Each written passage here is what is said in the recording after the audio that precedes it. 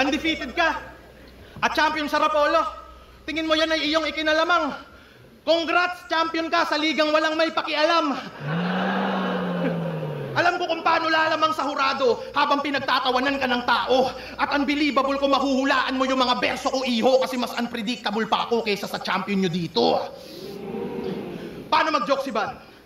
Tatawagin sarili niya na pangit, makakuha lang ng atensyon. Sa bagay, ganyan mukha yung mga hindi imbitado pag may kutilyon. Pag naiisip kita tuwing gabi, parang ayaw kitang sulatan.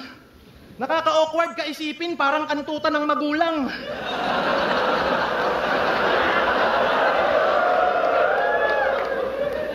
Kahit banatan lang kita ng flip-top ka ng flip-top, wala ka namang laptop.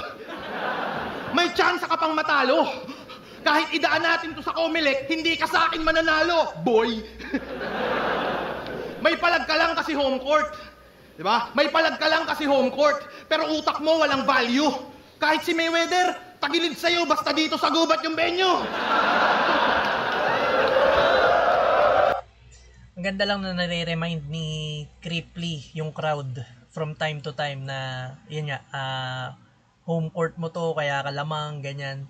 Para isipin nila na oo nga, hindi porket home court to ni Van, dapat siya lang yung hiyawan natin. Kumbaga parang minire-reverse psychology niya rin yung crowd in a way. Kasi lagi niyang nire-remind nga na ganun.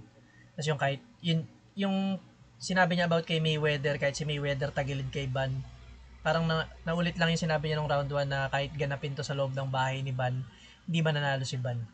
So ganun, pinapakita ni Cripply na aware siya na may mga bias na decisions dahil home court nga ni Van, pero hindi pa rin mananalo si Van sa sulat ni Cripply.